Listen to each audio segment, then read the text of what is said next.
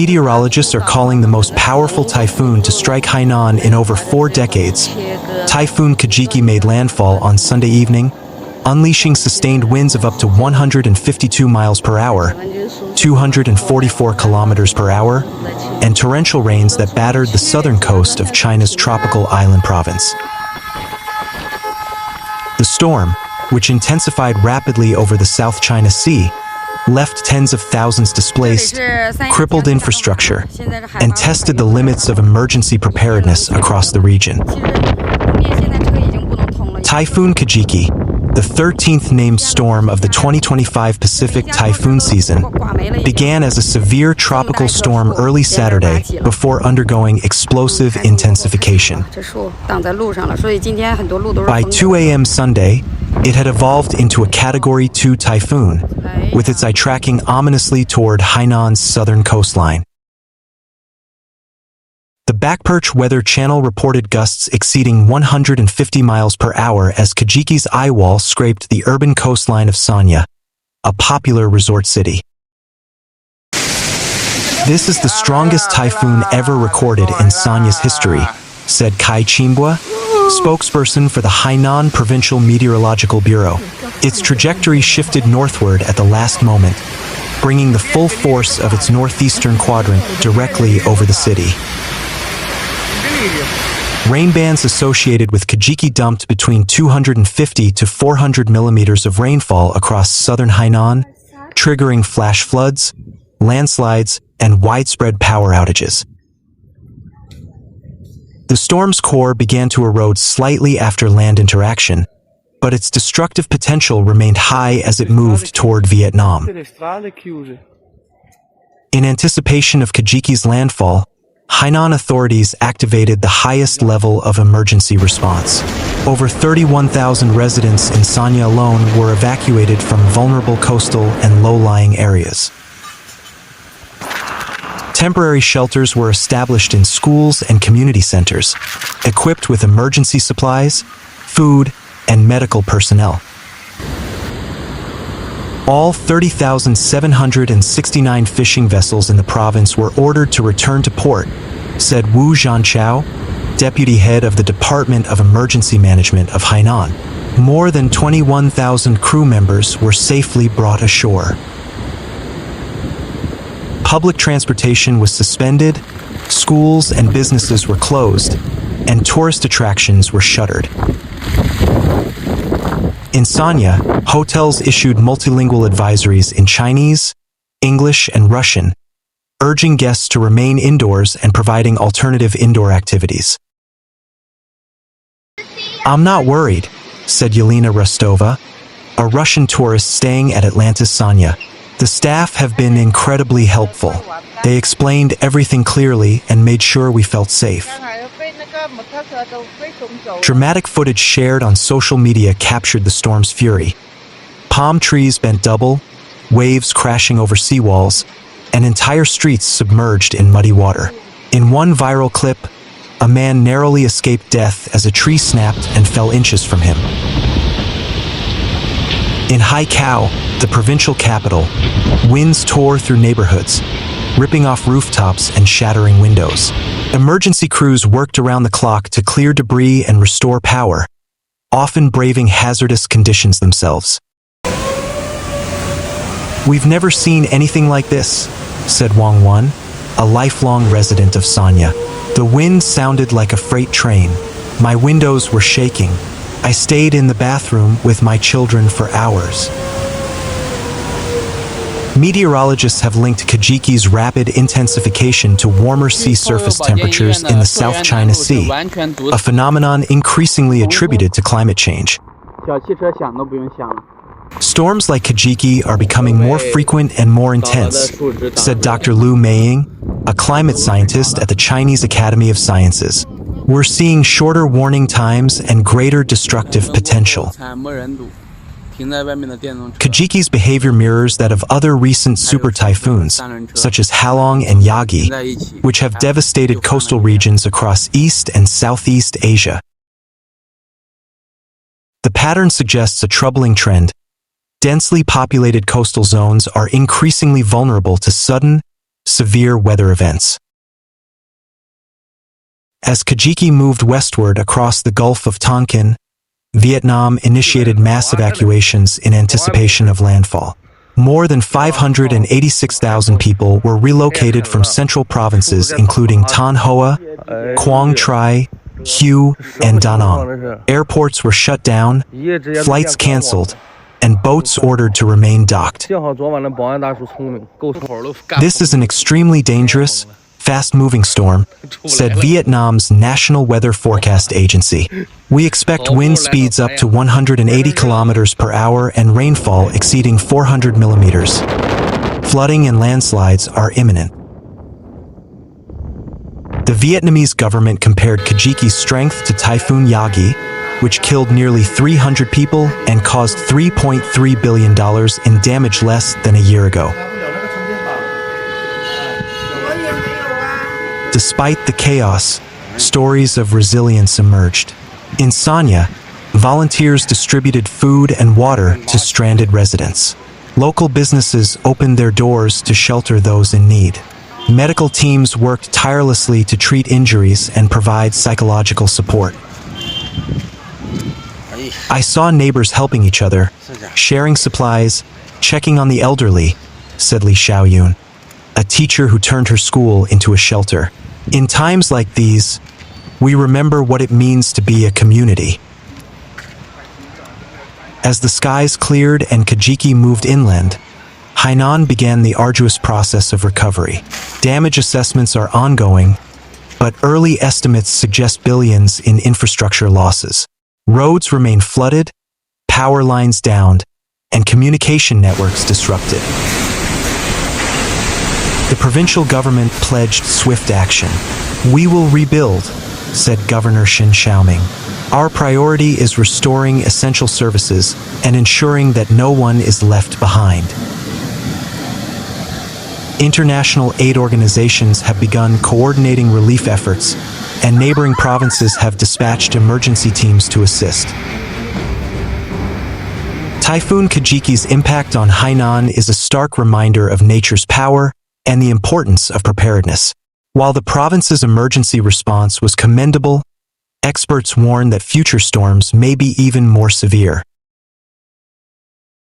We must invest in resilient infrastructure, early warning systems, and climate adaptation strategies, said Dr. Liu.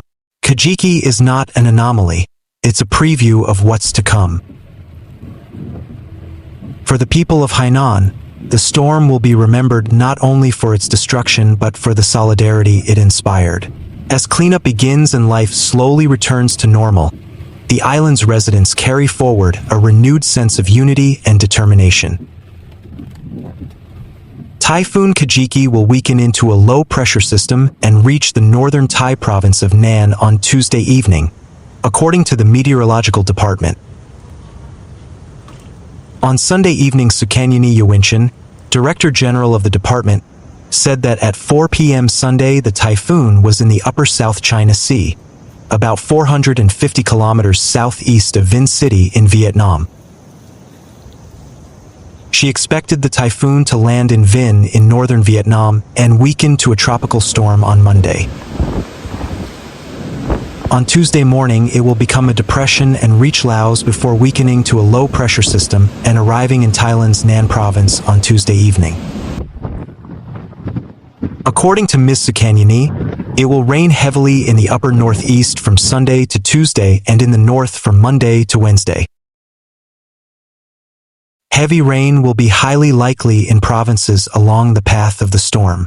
They are Bung Kan, Chiang Mai, Chiang Rai, Lampang, Lamphun, Loei, Mae Hong Son, Nakhon Phanom, Nan, Nong Bua Lam Phu, Nong Khai, Phio, Phrae, Sakon Nakhon, Udon Thani and Uttaradit. The storm will have a reduced impact on the east and the western side of the south. According to the TMD, the southwest monsoon prevailing over the Andaman Sea, Thailand and the Gulf is strengthening, while the monsoon trough extends across the north and upper northeast into a low-pressure system over central Vietnam. The department has advised the public to beware of flash floods, water accumulation, and strong winds. The TMD further warned that strong winds will generate waves 2 to 3 meters high in the upper Andaman Sea and the upper Gulf, and above 3 meters in areas experiencing thundershowers. In the lower Andaman Sea and lower Gulf, waves of about 2 meters are expected, rising higher during storms. All vessels are urged to exercise caution, and small boats in the upper Andaman Sea and upper Gulf should remain ashore. The storm will bring further heavy to very heavy rainfall and strong winds to northern and upper northeastern Thailand between August 24th to 27th. Meanwhile, according to the National Center for Hydrometeorological Forecasting, at 10 a.m. on August 24th, the Eye of Kajiki was located at 17.4 degrees north latitude and 110.9 degrees east longitude, about 580 kilometers east-southeast of the north-central province of Nay and in 560 kilometers from neighboring Ha Tin province. The storm was packing sustained winds of 118 to 149 kilometers per hour, levels 12 to 13 on the Vietnamese scale, with gusts up to 167 kilometers per hour, level 15, and moving westward at around 20 kilometers per hour. By 10 p.m. the same day, Kajiki is forecast to be in the southern part of Gulf of Tonkin, with winds of level 13 to 14, gusting up to level 16. Its center is about 300 kilometers east-southeast of Nay and 270 kilometers from Ha Tin. The storm is expected to continue moving west-northwestward, threatening coastal provinces from Thanh Hoa to Quang Tri. At 10 a.m. on August 25th, Kajiki is forecast to be just offshore between Thanh Hoa and Quang Tri, sustaining winds of level 12 to 13, gusting to level 15.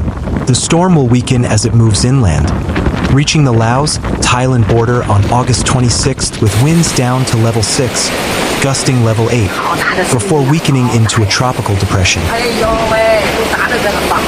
Forecasters warn of extremely rough seas across the northern part of the East Sea, including the Hong Sa Special Zone, the Gulf of Tonkin, and coastal waters from Thanh Hoa to Hue.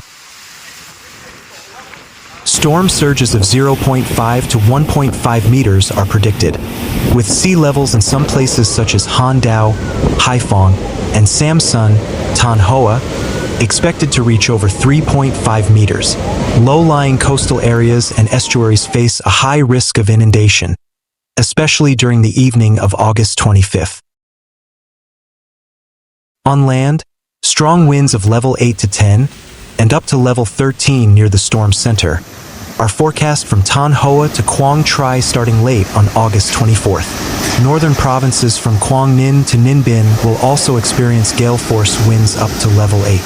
Torrential rainfall is expected from the Red River Delta through central Vietnam, with widespread totals of 100 to 150 millimeters, locally exceeding 250 millimeters.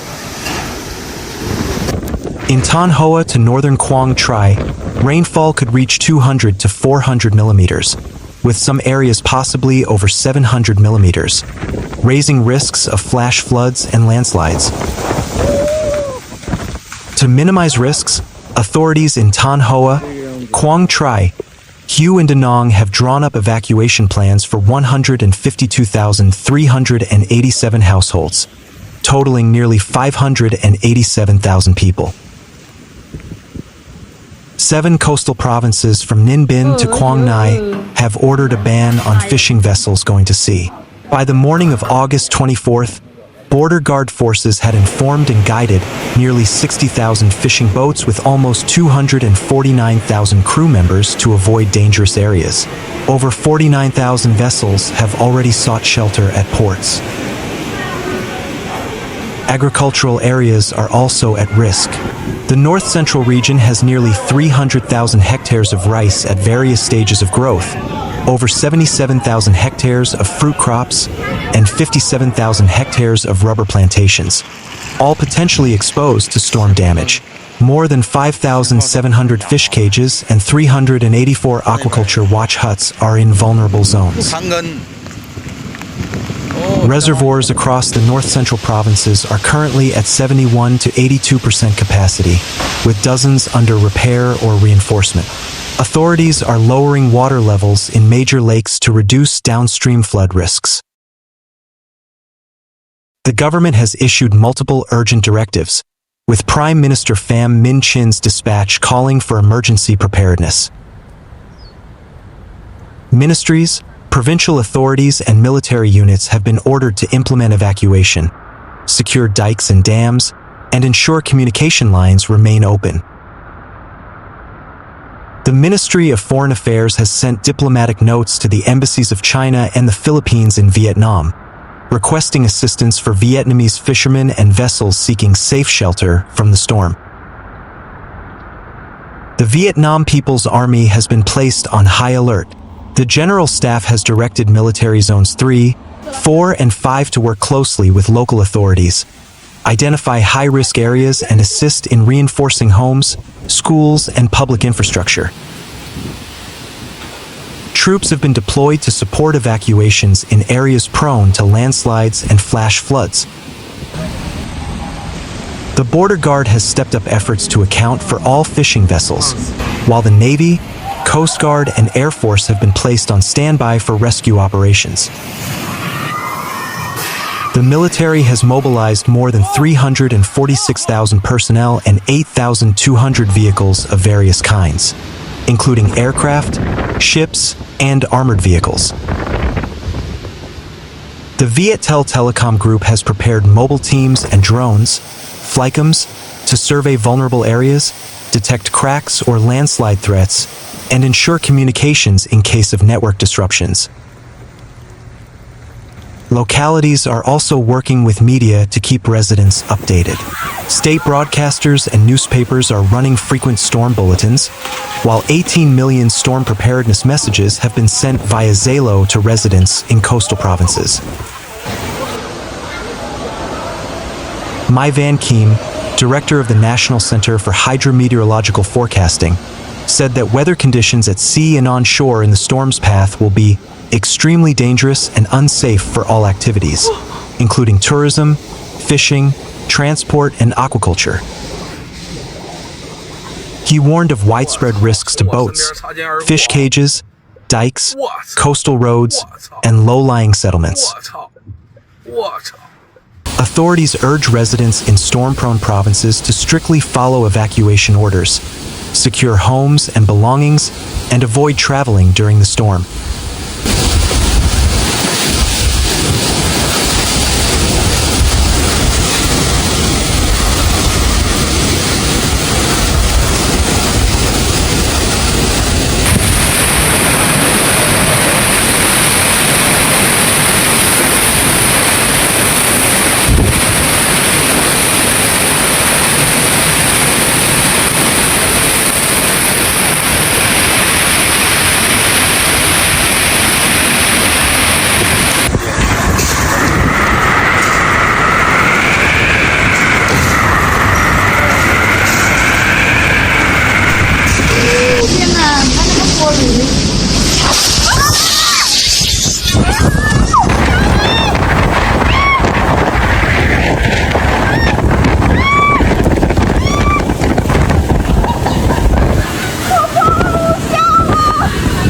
日照济南路辅路这儿不要陡了，这个水已经没过车轮了，太深了。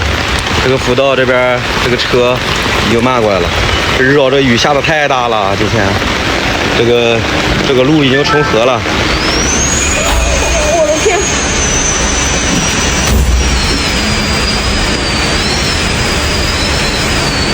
压的严，我的天爷麦子！